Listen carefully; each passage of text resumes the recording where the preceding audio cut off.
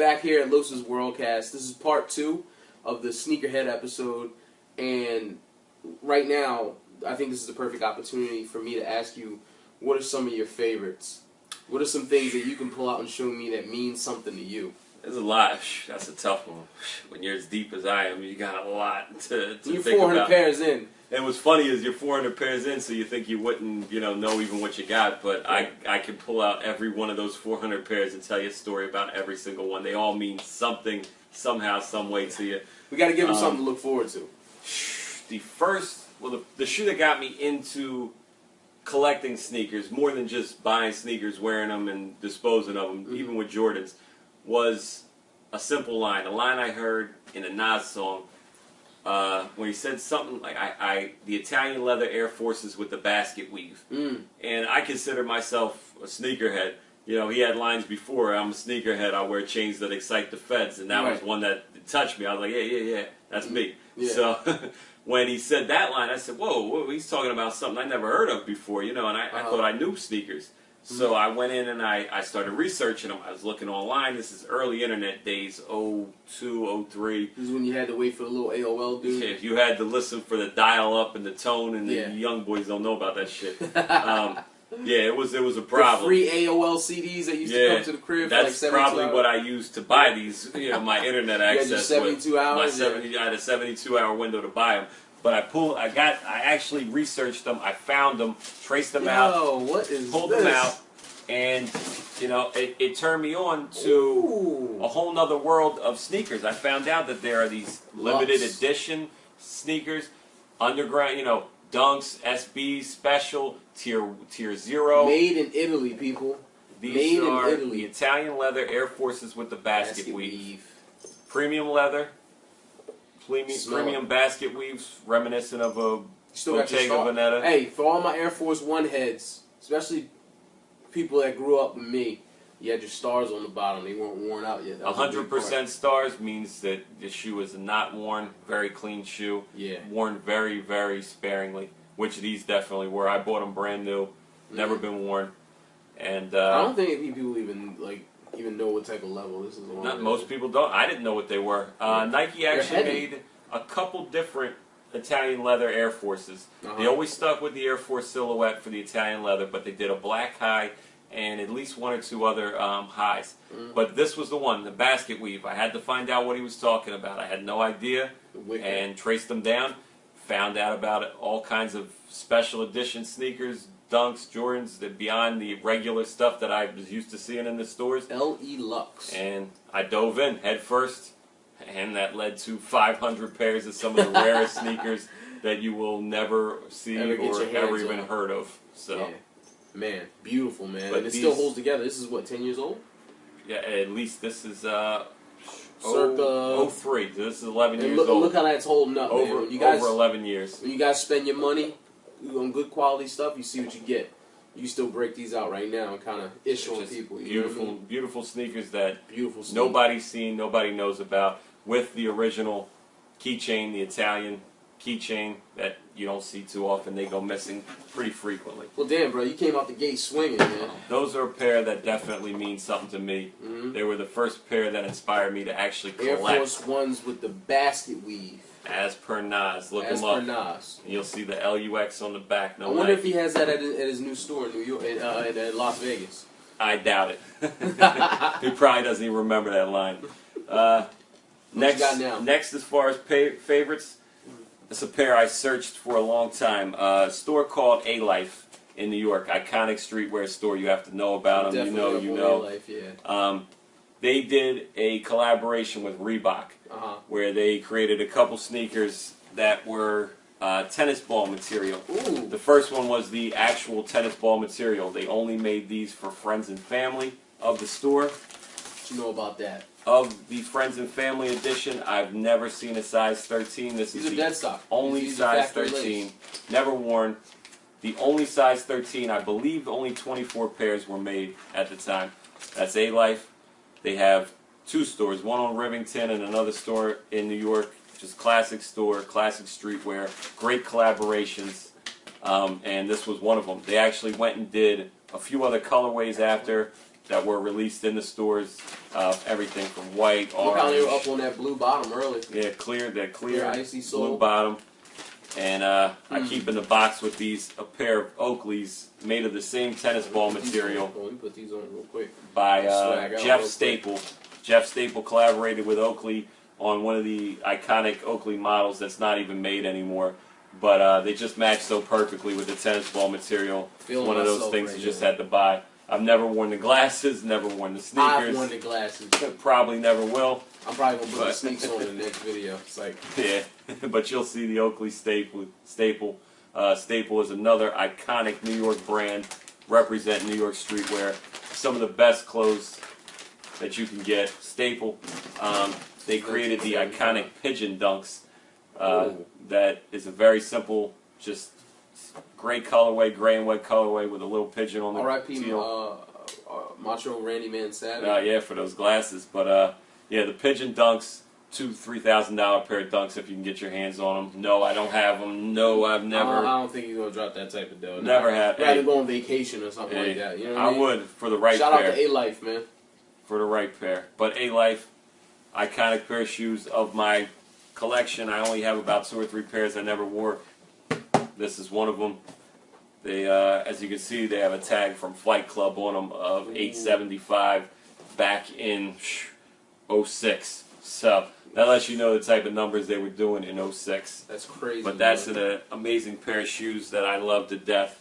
So damn, you came out with a knockout 1-2 Swift. Yeah, you will never see them. You probably never have. You never will see them again. You heard it first. So that's them. One of my other favorite pairs, just pairs that actually mean something to me, not just because of the shoe itself, but actually the story behind it. This is a pair of Paul Rodriguez, a.k.a. P-Rods. This is a pair done by the legendary graffiti artist Futura 2000. Futura 2000. He's he mostly bombs in New York? One of started in the late 70s, early 80s. You'll see his tag. He has a lot of vinyl figures. He's big in the art world. He's big in the graffiti world. A lot of his little touches throughout the shoe. Now, which number P-Rods are these? These are the original P-Rods. The first one? Yep. These are OG P-Rods. These shoe right here, look at that. It's a great shoe. They actually did patent leather. These are dead stock. You never even worn these. These are a dead stock pair. These have never been worn. I got 2 pairs of these. I got that pair there that have never been worn because I love them so much, and then I have my original pair here that have definitely been worn pretty heavy. You can tell, yeah. These released at Recon, which was a store owned by Stash and Futura back in 05. Look at this, man. And me and my daughter actually went out and waited in New York. She was about 6 at the time. We got out at 6 in the morning. Waited in line for these. It was freezing cold in the winter. MTV came and interviewed her. It was that crazy. The line was that serious that day. It was a very heavy sneaker day. These were releasing. Bathe and Ape Marvel collection was also released, in which we'll get into. Marvel collection. We're going to get into that a little bit later. I just did a Marvel video, man. I might have to interlock the two. Yeah, Bathe and Ape and Marvel released the sneaker the same day. So people were, and Stussy released a dunk at the same time. So all over New York, everyone was lined up. I went for these first. So what's the name of the artist again? Futura 2000. Futura 2000. I was in line. Shout out to Futura 2000. Freezing our asses off. MTV just interviewed us. I was at the back of the line. I didn't think I was going to get a pair. The man himself saw my daughter getting interviewed. 6-year-old kid came up, said, "It's too cold. You're coming inside with me." Took us inside. What can they do? Skipped the whole line. Got my pair. And made it over into Bathe and Ape in time to get my pair of Iron Mans, but we'll get into them a little bit later. It was a classic New York sneaker release day, that will always stand out. Because, I just love everything I'm seeing right now, from the quality to the way they feel, the light. I'm wondering what this stuff is right here, like this right here. It's an insane quality shoe. You have his classic tag. You'll have some of his basket weave in here. Yeah, you do have the carried through the basket weave with a little bit of reflective material. His patterns, I love that the stitching is actually inlaid in it. They did a lot with it. The patent leather is high quality. The suede is insanely high quality on it, and that's why I had to get a pair to put away because I love these so much that they're going to get beat, they're going to get dirty, and you need a pair to pull out once you destroy the first ones. So what's your rule? One to rock, One to rock, one to stock. One to rock, one to stock. And you don't see these too often. This is the original receipt for them. What they charge you for that one? These were $180. Oh, not bad. $180 at the time. For a really exclusive sneaker. What are they going for online now? You ever researched it? I think I got my dead stock pair for somewhere around $250, which I felt was a These great on price. sale? Anything under $300 is a You great have these price. on sale right now online? Oh no, I got my dead stock pair, my pair that's my second pair that's never been worn, for about $250. Okay. But yeah, just a great pair of sneakers. Nah, you gotta hold on. A pair that's personal to me. I got two pairs just for that reason. But another classic shoe that only real sneakerheads know about, because this was before the Jordan retro craze really crushed it, and kids 12, 10 years old started having 500 pairs of sneakers. Right. But this is a pair that you'll pull out and show them, and they'll say, what the hell are those? They've never heard of them. Right. And again, for people that know classic, New York, East Coast, graffiti, it just runs deep, you know? And that's one of those pairs. I'm really feeling these sneaks. Yep. Man. Really feeling these Classic sneaks. New York. Alright, so boom. God damn. We go from 3 there. out the gate. Super strong. Amazing backstories. A lot of New York ties for all 3 of these sneaks. So shout out to NY, man, for always keep preserving the sneaker culture, and maybe this will help explain to people that are like, oh, why are you guys always buying sneakers? There's a story behind it. There's a passion. There's a personal connections and stories, but there's also the Nike machine, which is the hype machine that just creates the heat, the hype. You know, you have to have it. It's limited edition. It's this guy. It's that guy. It's collaboration with this person. Nikes are master at what they do, and that's why they're a $1 billion business, and they probably always will be. But they're great at creating hype, but they also make a high quality, great product on top of it. You have to follow up. It has to be hype and quality. People like to say, oh, the retros aren't as good as they were. You compare them to any other sneaker out, and they are pretty much the top of the line. Right. But, I mean, they're just a great shoe. But continuing with, A, the New York theme, and B, just the great quality sneakers, my Supreme Blazers. They got like a Gucci print to the back. They do have the Gucci print to the back. They dropped these in 3 colors. White was the least desirable with the snakeskin tongue. Black, second most desirable, and red, which just went off the charts, which at the time, the reds weren't even the most desirable. It wasn't until the red sneakers started going crazy that, again, the red blazer just took off. But an amazing quality shoe. Supreme is known for their quality just out the gate, always with Nike. That shoe itself, just real high quality. I like this little gold buckle on the back. I mean, they have Is this really a shout out to Gucci? It's inspired by a number of different luxury brands. As you'll see, the quilting material is reminiscent of Chanel. That's reminiscent of Chanel. You have the obvious Gucci influence knot on the back with the checkered Gucci pattern, the little gold emblem. One of the things I love about it the most is the fact that they put a high quality white leather, and instead of just doing a simple engraving or logo on the back, they actually cut it out. They have a cutout Nike symbol on the back with white premium leather behind it. Yeah. Little details, gold lace tips, the textured snakeskin swoosh, gold symbols on the back. All those little things just make it a great shoe, and that's what Supreme's great at. A simple, classic, but premium design.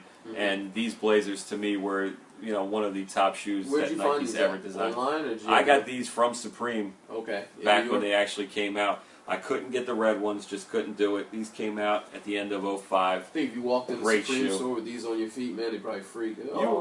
The Supreme store's employees are such assholes. They're too cool for school. They'll never even nod at you. But you go to a sneaker con and you'll get people coming up to you. Even when people that don't know sneakers are drawn to just the quilted leather, the snakeskin. This is something about them. They're a great shoe that just grabs you, pulls you in. Taking off like crazy, man. It's one of those things that comes and goes in the trends. Animal print picked up big, and but again, these are way before the hype. These are back in 05. Yeah, nobody was really worried about it. You're talking about 9 years ago. You feel premium leather all the way through. All the way through. Yeah, you have premium leather inside. As most Nikes, you'll have the tag on the inside. But as high-end luxury shoes like a Gucci or Louis Vuitton, you have the stamped size 13 on the inside. I don't know if you can see that. But, you know, just another little nod to a high-end shoe. Yeah. Classic New York, you know, classic Nike, you know, premium materials, just another great shoe.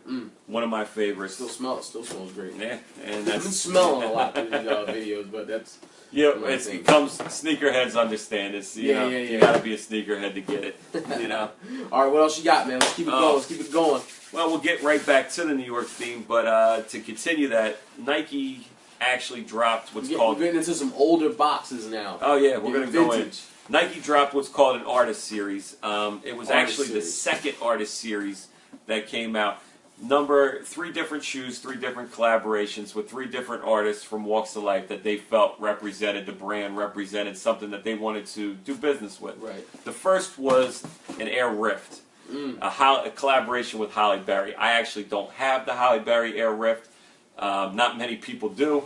No one even knows why she was chosen, but hey, it happened, it's there. This is what an Air Rift is. This is of course, a pony hair high-end model because I buy stupid shit like that. That's just me. Air Rift was created for the Kenyan runners that ran barefoot. And the rules were changed, and I think it was the Boston Marathon where they had to wear shoes. So Nike worked with them Boston to create... wasn't having that shit. Yeah, Nike beating everybody. That's convincing. They tried, but it didn't happen. Embarrassing. It didn't work. But Nike wanted to create a shoe that gave the closest experience to barefoot running. And at the time, the Rift was it. Split toe for the big toe and the rest of the toes. You guys can see that. I'll kind of move it a little bit without having to ruin the shoe. You can see it. Their own socks, as you can see. See that? Nike Air Rift socks. This opens up. That's pony hair. Premium yeah, pony these hair, are pony hair. Poor Premium ponies. pony hair Air Rifts. But that's what an Air Rift is. The Artist Series was a Halle Berry version that was an ugly color. You know, never worn these. Pretty hard bottom on there. It's not like super duper comfortable. And what's happened in the past couple years with Nike running just makes these look like dinosaurs. The fly wire technology, just the insanely light shoes that Nikes are coming out with. This is heavy. This is a heavy shoe, and at the time this was the lightest thing on the market, probably. Most advanced running sneaker on the market. Well, close to it, you know. And now it's a dinosaur. But it is a memory. It's a shoe that you probably never see again. You know, I'm feeling this too, not because they're amazing, not because they're so cool or exclusive. It's because nobody wants them. They're Air Rifts. But of course, you know, they're sneakerheads want them. They're weird. They're a crazy cool shoe, and if you got a collection, you got to have it. Nike Air Rifts, people. Air Rifts. You know, starting the Artist Series pack. Second in the Artist Series pack, little beatdown box. They collaborated with Pharrell and the Neptunes. Part of the sneak peek I put on Instagram. A Dunk High. Ooh. As you'll see, the Nerds logo. They had the sort of the brain logo. Run to the sun. Also the same in the toe. Chariots of Fire. Red laces. Iconic Pharrell. High quality premium leather. Yeah, it's a beautiful sneak, man. You know, metallic silver swoosh. Just a simple, great shoe. Real simple. Chasing this shoe for 15 years. Well, it's not 15, I guess. Chasing this shoe for 10 years. All the Artist Series were labeled out of 1,050 pairs. This happens to be number 46 of 1,050 pairs. Again, another iconic great shoe that was part of their Artist Series that they collabed with. Silver laces.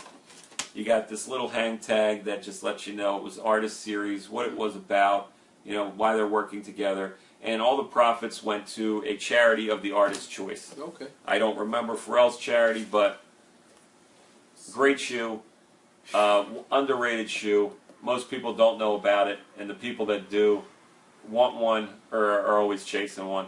These your size? They look small. Not they're a 12. Oh, okay. Got to pull the insole out to wear them. I'm a 13 normally. Did you make it happen? Got to make it happen. You do with what you got to do with it. I've never seen a 13. I've seen a 13. Never seen a 13 under $1,000. So when I saw 12 for a good price, you got to jump on it. So that's the. It's late, people. It's late. That's the second pair in the Artist Series. Right. The third and most iconic pair were created by a guy named Stephen Powers, a.k.a. Espo. Espo again. He's a graffiti artist, sign maker. He specializes in old school lettering. That's kind of his cue. Yeah. He decided that he wanted to make a shoe at Nike, and he said, I want to make it clear. Nike said, you can't do it. We've tried it. He said, well, if you're going to make a sneaker with me, it's going to be clear. They experimented with materials for 6 to 8 months before they came out with this correct sneaker. Again, it's limited to 1,050 pairs. All clear sneaker. This is what started the clear trend. They come with specific socks that he wanted you to wear. Again, with his logo. What's that logo on there? There's 2 boxing gloves. And on the gloves, one says wants and one says needs. And it's kind of the difference between what you want and what you need. He's good at that. Fiend. You'll see his different traces throughout it. His Lemmy Gets on the back. Have nots.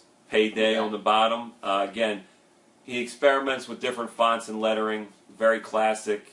He is originally, I think, from Philly.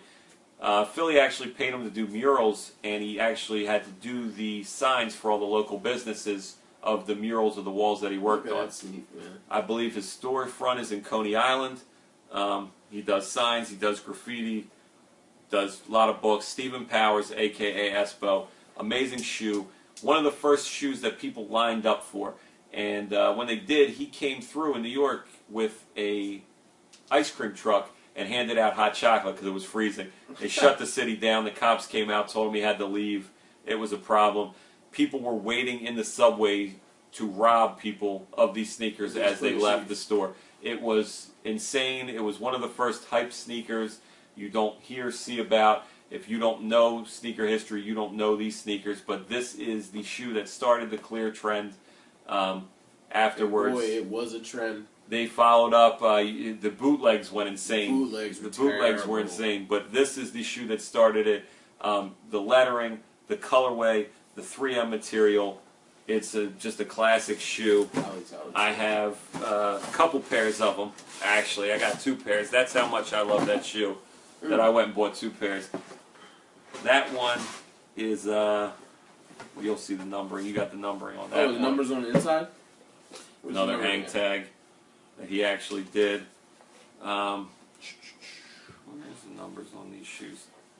I mean, what year did this come out? This one is number 994 of 1040. That one I'm not sure, but again, 2 pairs, classic Espo. Man, you love a shoe that much, you got to grab them. I love it. I just love the work that was put into it. The detail on the shoe is insane, and I mean, I'm a fan of graffiti, I'm a fan of lettering, so I love just the simplicity of it, the little messages that kind of inside jokes that only he likes. Yeah. That laid way to these. Obviously, these have some different laces in them because I haven't worn them in 10, 15 years. No, these are the Fantastic 4-pack when the movie first came out. These are the Invisible Womans. They had a Thing dunk, they had a Human Torch dunk, and these were the Invisible Womans. Have you worn these? Yeah, they've been worn a couple times. Jesus, not for a year, 10 years. So obviously, it's a shoe that was big for a second and then faded away into obscurity, and it's one that nobody admits to owning. But no one admits to owning it. Right. It's a rare shoe. But they were fresh at the time. They were fresh. It goes with the theme, and plus I don't get red shoes, so they're here. You're here to stay. Another, just an evolution that started with the Espos, with the Air Force 2. That's the silhouette. Air Force 2, very rare. Don't see them too often. 3/4 Air Force 2, Air Force 1, and the final of the clear sneakers is another very rare sneaker. Air Max 90s. These are an Air Max 90 version. It was a collaboration with a brand called Clot that was a Japanese brand. Edwin Chen is the designer. He's a very famous actor. And he's also infamous. If you Google him... See an ostrich? Oh, yeah. But if you Google Edison Chen, you'll find his name associated with sex tapes and videos with Chinese stars. Oh. So the Chinese Mafia was after him for a while. The Chinese Mafia was after him because they had backed these stars in there, were known for their innocence and purity until they found videos of him banging these chicks all over the internet. Oh, wow. He had to actually leave China because there was a price on his head. And he had these on? He was in Toronto. No, these were designed in between the 2 places. He's back in China now. This is a number of years ago. But again, this is a store that called Clot, a brand called Clot, store called Clot, collaboration with Nike. You'll see the insole has the Chinese lettering that's specific to him. Right. Don't know the actual meaning behind it. I love the snakeskin on the tongue, on the Nike swoosh, the embroidery. This is the Clot logo on the back here. The snakeskin's carried over to the tongue. Ostrich as Lo stated, all on the back. Again, just another classic shoe. No liner. It's a no liner Air Max 1. So that it's just a thin shoe made of no liner. Not meant to be worn to the gym. Not meant to be worn many places but the stunt. But yeah, again, it's another one of the Clear Series shoes. So not bad, huh? Just a collaboration. You'll see the idea as it carried on throughout. I believe that was kind of the end. Nike might have done one or two more Clear shoes with a few panels, but they realized that it run its course. So, absolutely is. And that's that. It ran its course.